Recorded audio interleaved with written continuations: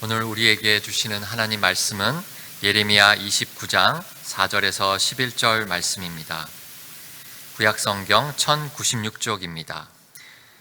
예레미야 29장 4절에서 11절 말씀을 제가 봉독하겠습니다.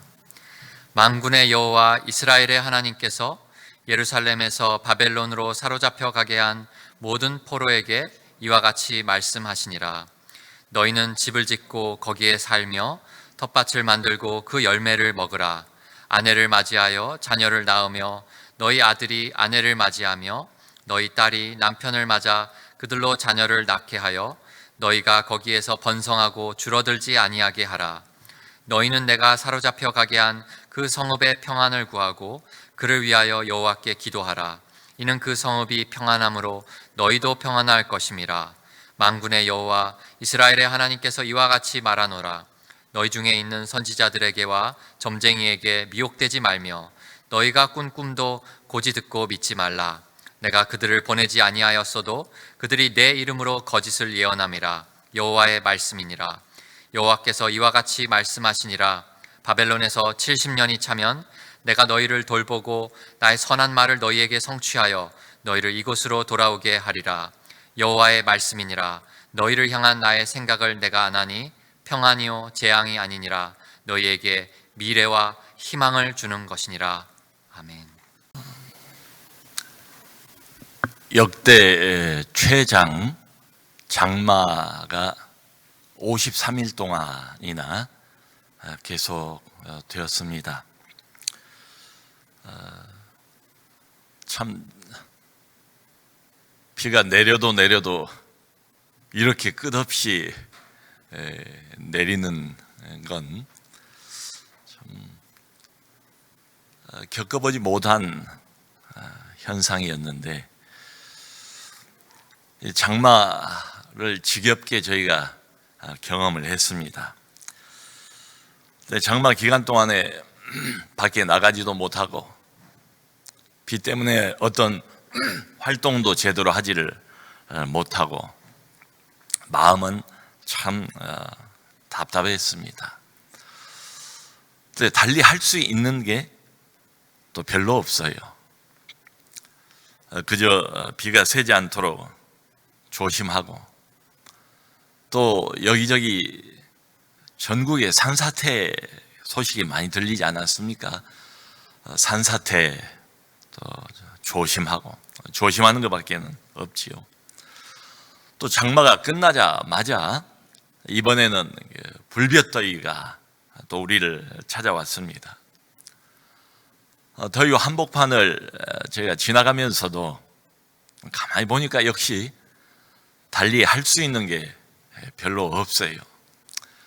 그저 자주 에어컨 켜놓고, 그리고 저녁마다 선풍기를 밤새 켜놓고 저도 매일 잠을 자고 있습니다. 동시에 장마가 마치자마자 코로나 재확산이 아주 무서울 정도로 번지고 있습니다. 8월 달인 이달만 들어서 서울에서 나오는 확진자가 7배로 늘어났습니다. 또 그동안 별로 없었던 무증상, 그리고 소위 깜깜이 이런 확진자가 무려 20%예요. 제가 하루 이틀 전에 16%로 알고 있었는데 오늘 보니까 또 20%로 늘어났습니다. 어쩔 수 없이 우리 교회도 그리스홀을 떠나서 다시 교회 본다로 돌아왔습니다. 다시 모든 예배를 주일까지 포함해서 온라인으로, 비대면으로 예배를 드릴 수밖에 없어요. 그런데 역시 이것도 이 새로운 상황에서 달리 우리가 할 수 있는 게 별로 없어요. 더 조심에 조심을 거듭하는 것밖에는 없습니다.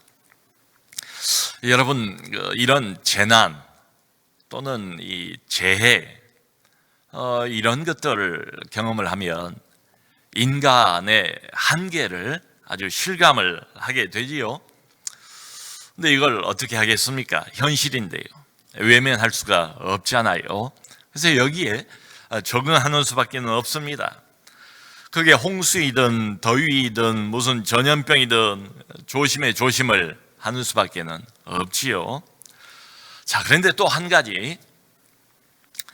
가지는 이 재난, 재해, 특별히 요즘 지구상에 여기저기서 벌어지고 있는 이런 일들은 원인이 있다는 겁니다. 그 원인이 뭔가 다들 아시는 것처럼 지구 온난화입니다. 이 지구 온난화의 주범은 이산화탄소의 배출량이라고 그래요. CO2 이산화탄소가 석탄이나 석유나 매연이나 이런 것들을 통해서 많이 발생이 되고 이게 온실가스를 만들어냅니다. 그 덕분에 북극의 기온이 점점 올라가게 돼서 지구에 이런 자연재앙이 생기게 됐다는 거예요. 아주 오래전부터 지구가 몸살을 앓고 있습니다. 그러니까 우리 한반도도 1900년도 초기하고 이렇게 비교를 해보면 지금 그때보다 평균 기온이 약 1.8도 정도가 더 높아졌대요. 그 덕분에 5월 달에도 폭염과 폭우가, 9월 달에도 예전과는 달리 폭염이 쏟아지고 폭우가 쏟아지는 환경이 됐습니다. 그리고 우리나라 기후도 봄, 여름, 가을, 겨울 4계절이 제법 뚜렷했는데 그 구별이 별로 없어졌어요. 아열대성 기후로 바뀌어져 버렸대요. 그래서 식물의 분포도 이 동물의 분포 역시 아열대성으로 이렇게 이미 바꿔지고 있다, 이런 이야기를 우리가 듣고 있습니다. 자, 여러분, 여기에서 이 두 가지를 받아들여야 될 것 같아요. 하나는 뭔가 하면 바꾸어진 환경, 이 변화에 적응할 수밖에 없다.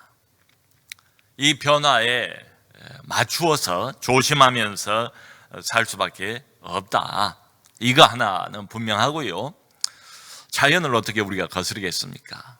또 하나가 있습니다. 그건 뭔가 어떤 경우에는 원인 파악이 필요하다. 이번에 그 홍수를 저희가 경험하면서도 인재다. 이게 자연재해도 물론 있지만은 막으려면 막을 수 있었는데 미리 제대로 살피지 못한 사람이 만든 사고다, 인재다, 이런 말을 많이 들었어요. 전북의 용담댐의 방류, 또 섬진강 제방 붕괴, 이런 것들은 인재다, 이런 이야기를 많이 합니다. 그러니까 한마디로 겉현상만 바라보고 겉현상만 고쳐서 될 일은 아니다. 이런 피해가 계속 반복되는 어떤 근본 원인이 반드시 있다. 그 근본 원인을 근본적으로 찾아낼 필요가 있다. 그리고 그걸 고쳐야 된다. 그래서 이런 면에서 관계자들은 이번에 철저히 좀 반성할 필요가 있다. 이런 이야기들을 합니다. 그러니까 두 가지예요. 요 두 가지 내용을 제가 왜 미리 말씀을 드렸는가 하면 오늘 본문 말씀에 그대로 적용을 해볼 수가 있습니다. 첫 번째는 하나님이 주신 환경이 바뀌어요. 어려운 환경으로. 하나님이 주시는 환경을 거부할 수는 없어요. 그분이 하신 일이기 때문에 저항하기 어렵습니다. 이걸 받아들여야 합니다. 거기에 맞춰 살아가야 됩니다. 근데 그것만이 또 전부가 아니에요. 또 한 가지는 뭔가 하면 원인 파악을 할 필요가 있다. 왜 하나님께서 이런 어려운 환경을 우리에게 허락하셨는가? 여기에 대한 근본적인 질문을 던지고 심각하게 생각하고 철저하게 반성할 필요가 있다.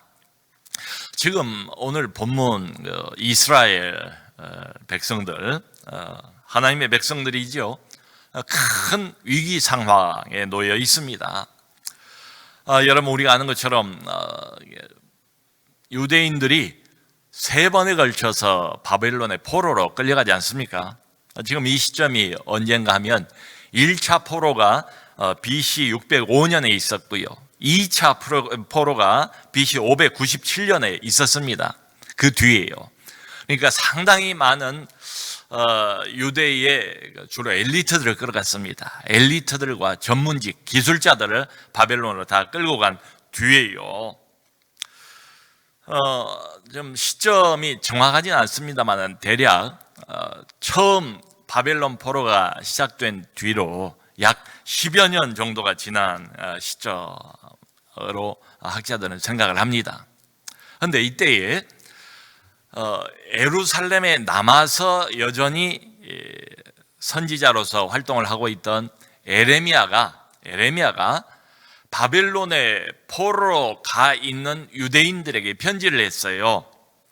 여기 1절을 보면 그렇게 나옵니다. 에레미야의 편지의 내용이 오늘 우리가 읽은 본문의 말씀이에요. 멀리 고향을 떠나서 타양 땅에서 고생하는 동포들에게 에레미야가 위문 편지를 쓴 게 아니에요.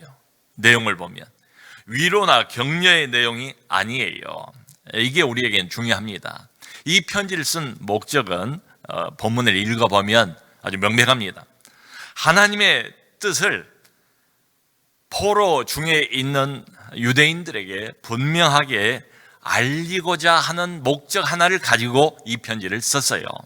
왜냐하면 지금 바벨론에 포로 생활을 하고 있는 유대 동포들이 하나님의 뜻에 대한 큰 오해가 있어요.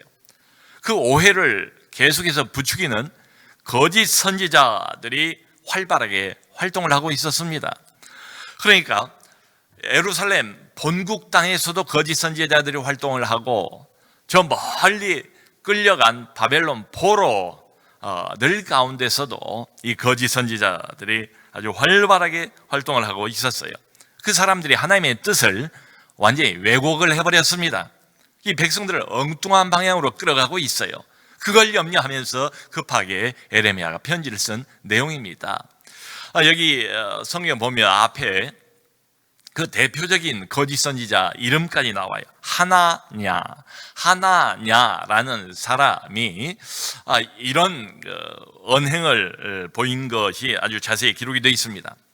하나님께서 바벨론 그리고 바벨론의 왕인 느부갓네살 왕을 이스라엘을 징계하기 위한 이스라엘의 멍에로 삼았어요.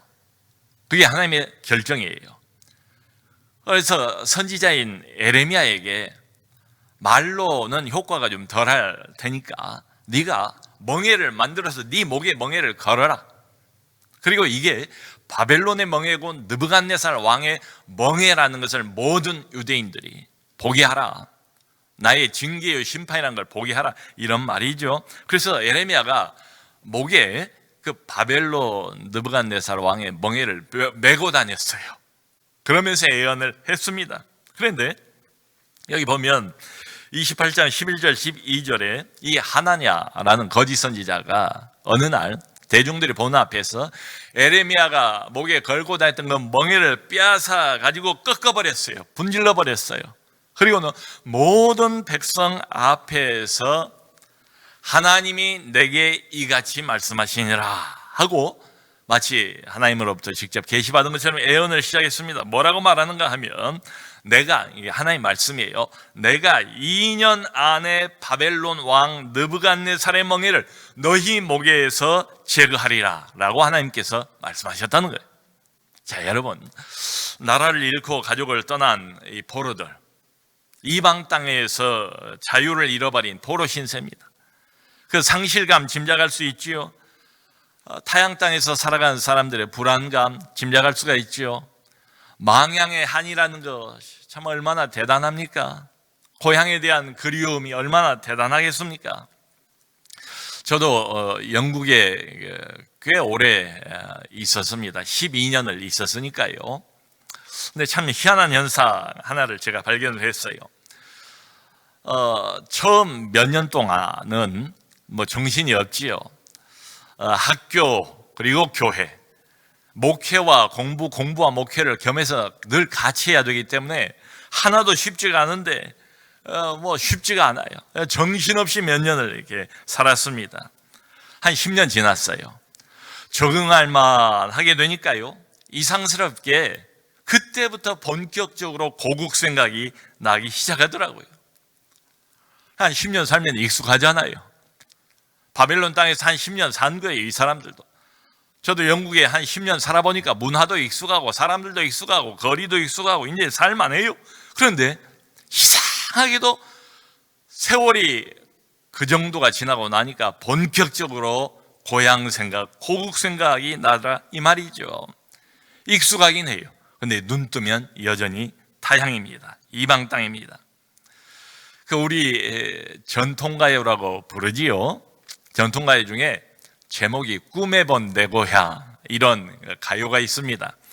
우리 한국 사람들, 특별히 나이 드신 분들이 가장 애창하는 애창곡 중에 하나가 이 곡이래요. 꿈에 본 내 고향. 근데 이 곡이 사실은 1943년도에 만든 곡이래요. 일제 치하에 있을 때에 참 얼마나 서러운 시절입니까? 암울한 시대입니까? 그때 만든 곡이에요.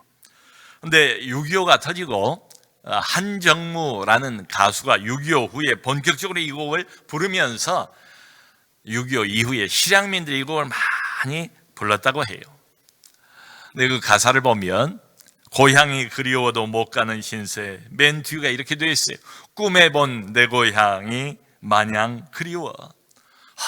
얼마나 고국선천이 그립고 망향의 한으로 가슴이 가득 차 있으면은 꿈속에서 고향을 봤을까? 얼마나 간절하면 말이죠. 그러니까 유대 땅을 떠나서 이방 땅 바벨론에서 자유를 잃어버리고 포로 신세에 묶여있는 이 유대인들 심정을 우리가 짐작할 수 있지 않습니까? 겨우 10여 년 지난 거예요. 하나님 말씀대로 한다면 70년입니다. 앞으로 수십 년을 더 여기서 견뎌야 돼요. 그런데 이 거짓 선지자들이, 이 포로들이 가지고 있는 이런 정서를 아주 잘 알고 있는 겁니다. 그리고 그걸 이용하는 거예요. 그래서 듣고 싶은 소리를 들려주는 겁니다. 하나님의 이름을 들먹이면서 애언을 빙자해서 헛된 희망을 심어주는 거예요. 조금만 참아라. 2년이면 끝난다. 잠시 후면 다시 고국으로 귀향할 수 있다. 근데 이게 사실은 희망 고문이죠. 이렇게 안 돼요. 한참 더 가야 돼요. 하나님의 뜻과 다릅니다. 여러분, 예나 오늘이나 항상 이 거짓 선지자들, 거짓 교사들이 교회를 어렵게 만듭니다. 그런데 성경을 보면 이 거짓 교사들이 왜 이런 활동을 하는가, 왜 이런 말을 하는가, 그들의 동기가 매우 중요해요. 그걸 파악할 필요가 있습니다. 동기가 뭔가 하면 한마디로 하나님의 이름을 위해서가 아니에요. 하나님의 영광을 위해서가 아니에요. 자신의 이름입니다. 자신의 인기입니다. 자신의 영향력입니다. 그걸로 인해서 얻게 될 기득권, 이게 이 사람들의 유일한 목표예요. 그렇게 하면서 결국은 교회 공동체를 하나님의 뜻과는 다른 방향으로 엉뚱하게 인도를 해버립니다. 이것을 염려한 에레미야가 편지를 쓴 것입니다. 그리고 이 편지 맨 서두에 아까 우리가 읽었던 4절에 이렇게 말합니다. 시작이 이래요. 하나님께서 바벨론으로 사로잡혀 가게 한 모든 포로에게 이같이 말씀하시니라. 여러분, 자, 이 에레미야 편지의 첫 서두를 좀 잘 주목해 보세요. 하나님께서 바벨론으로 사로잡혀 가게 한 모든 포로에게 이같이 말씀하시니라. 주어가 뭐예요? 하나님이에요. 동사가 뭐예요? 사로잡혀 가게 했다 해요. 자, 여러분, 지금 이 일을 누가 주도했다고요? 왜 백성들이 바벨론의 포로로 끌려갔습니까? 이 일을 주도하신 분은 하나님이세요. 하나님께서. 왜 백성들이 바벨론 포로로 끌려갔는가? 정치적인 해서 내리고 있지 않아요. 군사적인 해서 내리고 있지 않아요. 국제 외교 관계 운운하면서 성경이 그런 암시조차 하고 있지 않습니다. 하나님이 끌려가게 하셨다. 사랑하는 성도 여러분, 때로 하나님의 백성들과 교회에 아주 불행한 일이 발생하는 경우가 있습니다. 정말 일어나지 말아야 할 일이에요. 근데 일어나요. 그렇게 해서 하나님의 이름이 땅에 떨어져 버립니다. 하나님의 영광이 가려져 버립니다. 자, 그런데 주목할 것은 하나님께서 직접 그 불행한 일을 주도하셨다. 이게 성경의 선포입니다. 여러분, 여기 우리가 귀를 기울여야 됩니다. 지금 코로나19 이 비상 시국을 하나님이 주도하셨다라고 우리는 믿습니다. 모든 사람들이 겪고 있는 이 고통 역시 하나님이 주도하고 계시다. 이게 우리의 믿음이에요. 그리고 최근에 교회를 향해서 쏟아지고 있는 모든 비난, 이것도 하나님이 주도하고 계신다라고 저는 믿습니다. 어떤 분이 며칠 전에 그런 말을 해요. 목사님, 하나님은 신천지와 교회를 지금 동급으로 취급하시는 것처럼 보입니다. 근데 제가 아무 말도 못했어요. 변명을 못했어요. 뭐 이렇게 말할 수도 있을 거예요. 아니, 목사님, 그건 남의 교회 이야기 아닙니까? 일부 교회에 불과한 이야기죠. 우리 교회는 아니지 않습니까? 자, 그런데 여러분, 지금 여기 유대 포로들도요, 전부가 다 끌려간 건 아니잖아요. 그죠? 일부가 끌려갔습니다. 많은 사람들은 그대로 예루살렘에 남아있어요. 자, 그러면 남아있는 자들 한번 생각해 봅시다. 이 사람들은 안전한가? 이 사람들이 안 끌려간 것은 순종했기 때문인가? 그러면 끌려간 자들만 불순종했기 때문에 심판을 받는다, 이런 이야기인가? 전혀 그렇지는 않아요. 우리가 읽은 이 본문 바로 뒤에 15절 이하를 보면 본국에 이스라엘에 예루살렘에 남아있는 자들에 대해서 하나님께서 예언을 한 내용이 나오는데요, 이렇게 말씀하세요. 남아있는 자들 안심하지 마라. 너희들을 칼과 기근과 전염병으로 멸망시키겠다라고 하나님께서 예언을 하세요. 사랑하는 성도 여러분, 어떤 큰 사건이 벌어지고 우리 눈앞에서, 그리고 어떤 재앙을 만났을 때 우리가 어떤 생각을 해야 될까요? 그저 일부가 잘못했기 때문에 일부만 고통을 당하는 것이 아니다. 모두가 잘못해서 모두가 고통을 당하는 것입니다. 그게 하나님의 의도예요. 코로나19도 마찬가지죠. 이게 한 지역에 국한된 게 아니잖아요. 일부의 몇 사람에게만 국한되는 고통이 아니잖아요. 이 코로나19 고통의 대상은 인류 전체입니다. 교회 전체입니다. 그러니까 하나님이 이 코로나19의 고통을 통해서 우리에게 주고자 하는 메시지의 대상도 사실은 교회 전체, 인류 전체예요. 하나님께서 이런 말씀을, 그 이유를 뒤에 명확히 밝히세요. 이렇게 하는 이유는 뭐냐? 너희가 내 말을 듣지 않았기 때문이다. 너희가 내 말을 듣지 않았기 때문이다. 자, 우리는 믿는 사람으로서 이런 큰 재앙, 특별히 교회에 큰 피해를 미치는 이런 어려움, 언뜻 이해가 안 가요. 왜냐하면 여러분, 바벨론 사람들, 그러니까 이방 사람들이 이렇게 하나님을 폄하하지 않겠습니까? 아하, 결국 보니까 이스라엘 신은 별것 아니구나. 바벨론의 신이 이스라엘 신보다 훨씬 더 위대한 신이야. 왜냐면 우리가 이겼으니까. 너희들은 포로잖아. 이러지 않겠습니까? 또 끌려간 유대 포로들은 어떤 생각을 할까요? 이렇게 결국은 우리가 오랏줄에 꽁꽁 묶여서 끌려가는 거 보니까 하나님은 분명히 우리를 사랑하시는 분이 아니야. 우리를 버리셨어? 라고 말하지 않을까요? 그러니까 이방 사람들한테 하나님께서 수치를 당하시고 하나님의 백성들로부터는 의심을 받는 상황이에요. 이 상황이. 이렇게 보면 하나님께서 지금 이 사건을 주도하신다라고 할 때 하나님 스스로가 하나님의 이름에 먹칠을 가하시는, 하나님 스스로 하나님의 영광에 먹칠을 가하고 계시는 것 아닌가. 그래서 의문이에요. 그걸 무릅쓰고 바벨론 포로를 단행을 하시는 겁니다. 왜 이러시는가? 질문이 안 생길 수가 없죠. 이것보다도 더 중요한 것이 있기 때문에 그러시는 것이다. 말하자면 하나님의 이름보다 더 중요한 것, 하나님의 영광보다 더 중요한 게 있기 때문이다. 그게 뭐냐? 성경을 보면 하나님의 백성입니다. 하나님의 자녀들이에요. 특별히 선택한 사람들이에요. 하나님이 끝없이 놓지 않고 잊지 못하고 사랑하고 아끼시는 그 사람들 때문에 그래요. 여러분, 오해하지는 말아야 되겠습니다. 성경에서 가장 중요한 것, 하나님이 가장 중요하게 여기시는 것은 하나님의 영광입니다.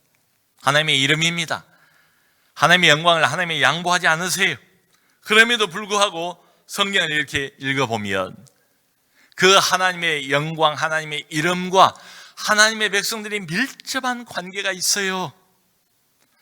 하나님의 백성들을 통해서 하나님의 이름을 드러내기를 원하십니다. 하나님의 백성들이 통로가 되어서 하나님의 영광을 나타내기를 원하십니다. 그 백성들이 이 모양 이 꼴입니다.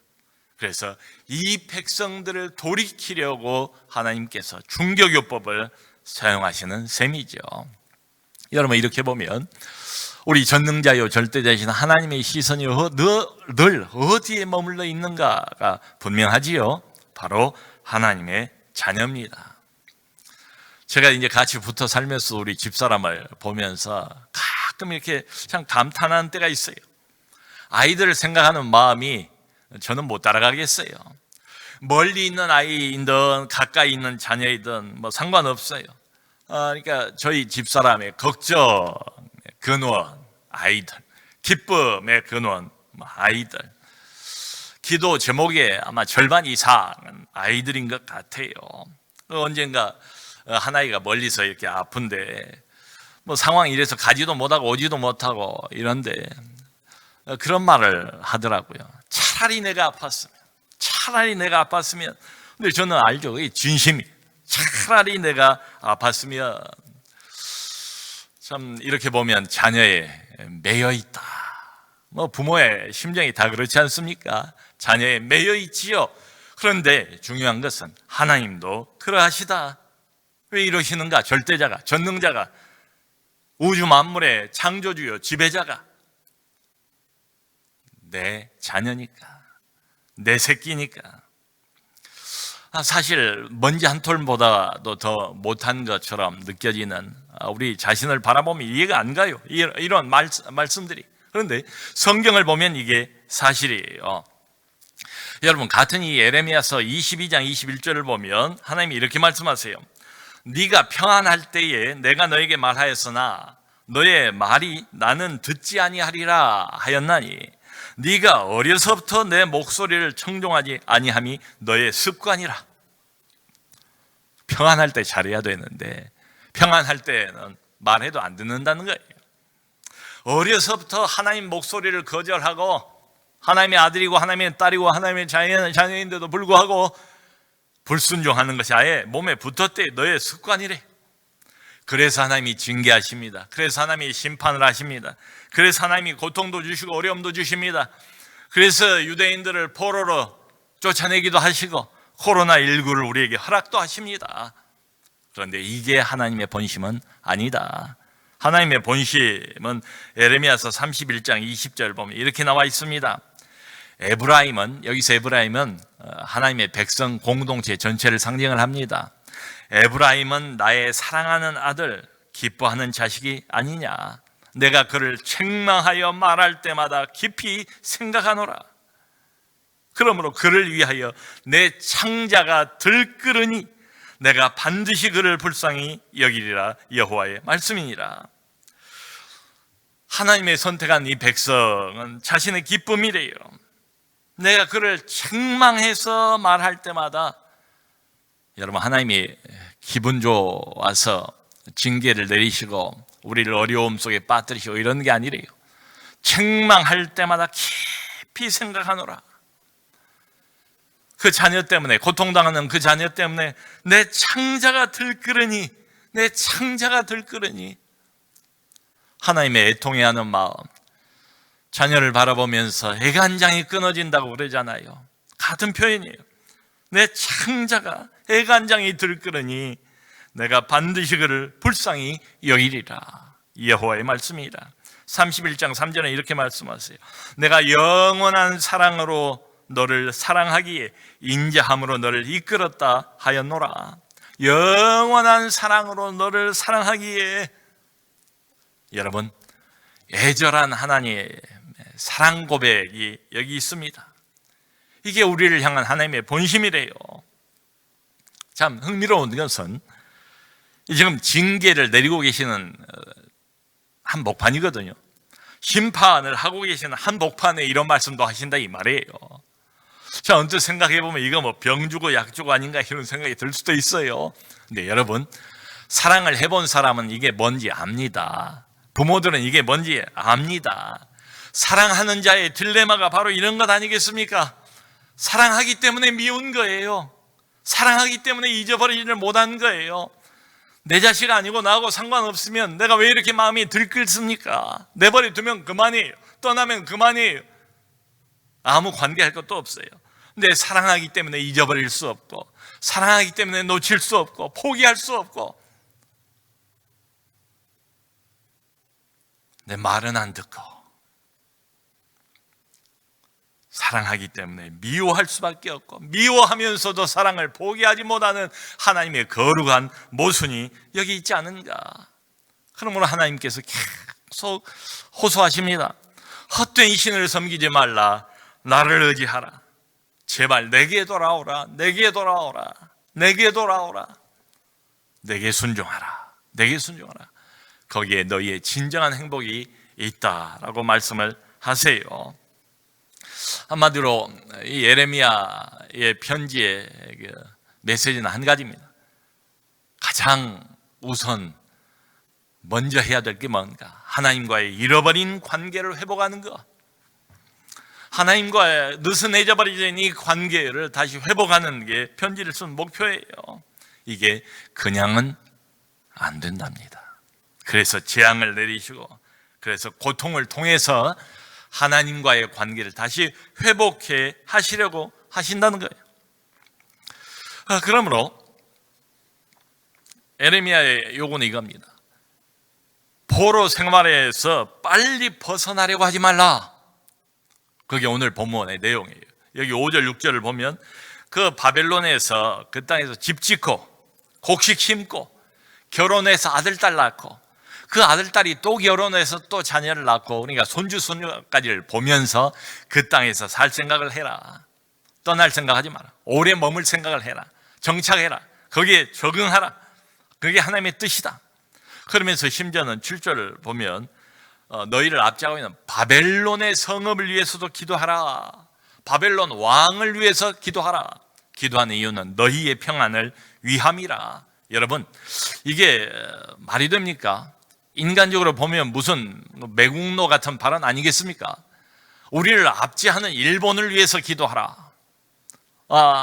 우리의 자유를 박탈한 바벨론 성읍을 위해서 기도하라. 그러니까 이런 말씀을 보면 절대로 하나님의 뜻을 정치적으로 해석하지 말라. 정치적으로는 이게 말이 안 되잖아요. 안 그렇습니까? 정치적인 접근을 하지 말라는 거예요. 하나님의 시각을 가지라는 거예요. 이 어렵고 힘든 고통스러운 상황 속에서 영적인 시각을 가질 필요가 있다. 그러면서 8절에서 10절에 이런 말씀을 한 번 더 하십니다. 거짓 선지자들 말에 귀를 기울이지 말라. 점쟁이들 무슨 소리를 하든지 거기에 미혹되지 말라. 70년 세월이 차야 된다라고 분명하게 말씀을 하세요. 사랑하는 성도 여러분, 코로나19가 벌써 6개월 이상 지속이 되고 있습니다. 참 답답하죠. 모든 일상이 다 멈춰버린 것 같고요. 마음껏 활기를 치고 활동할 수도 없고 만날 수도 없고 예배할 수도 없고. 자, 그런데 이걸 빨리 벗어버리는 게 능사가 아니다. 제가 받은 메시지는 이겁니다. 함께 나누기를 원하는 메시지는 이겁니다. 때는 하나님 손에 있습니다. 70년이 차야 됩니다.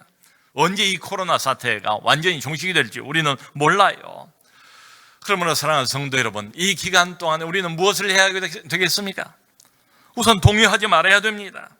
사람들의 소리에 너무 이 소리 저 소리에 귀를 기울이지 말아야 됩니다. 낙심하지도 말아야 됩니다. 이 환경에 적응해야 됩니다. 여기에 우리를 맞춰야 합니다. 이것을 하나님의 뜻으로 일단 마음을 열고 받아들여야 됩니다. 오래갈 생각을 할 필요가 있다. 여기에 적응할 필요가 있다. 그리고 우리가 코로나19를 극복하기 위해서 계속 기도하지 않습니까? 그런데 오늘 성경 말씀을 보면 그저 이 고통을 모면하는 기도만 할 것이 절대로 아니구나. 진정한 회개가 필요하다. 이 고통이 왜 주어졌는가? 이 포로 생활을 왜 하나님이 허락하셨는가? 코로나19의 이 대재앙과 이 지속되는 고통을 왜 하나님께서 허락하셨는가? 근본적인 원인을 파악할 필요가 있다. 진정한 회개가 필요하다. 불순종했던 것을 회개하고 세상 신을 숭배했던 것도 회개하고 말이죠. 하나님의 음성에 무엇보다 먼저 귀를 기울이고 내가 무엇을 잘못하고 있는가를 깊이 반성할 필요가 있다. 그래서 하나님께로 돌아가야 된다. 히브리어로 수브엘라이, 내게 돌아오라, 내게 돌아오라. 에레미야서도 그렇고 다른 선지서를 봐도 수없이 우리 하나님께서 하소연하시는 이 말씀, 아까 그랬잖아요. 애간장이 끊어지는 아픔을 가지고 하나님이 밉지만 포기할 수 없고 버릴 수 없는 자신의 자녀들 향해서 계속 안타까운 마음을 담아서 호소하는 이 음성, 내게 돌아오라, 내게 돌아오라. 하나님께로 돌아가야 됩니다. 하나님과의 관계를 회복하는 게 이게 우선이에요. 삶의 방향을 바꿔야 합니다. 이번에 인생의 초점을 바꿀 필요가 있다. 그리고 바로 그때, 그게 될 때에 비로소 진정한 소망이 있습니다. 그때에 하나님께서 모든 것을 회복시키시고 제자리를 잡게 하실 줄로 믿습니다. 우리 한번 11절 말씀, 맨 마지막 11절 말씀을 함께 합독하도록 하겠습니다. 같이 읽겠습니다. 여호와의 말씀이니라. 너희를 향한 나의 생각을 내가 아나니 평안이요 재앙이 아니니라. 너희에게 미래와 희망을 주는 것이니라. 아멘.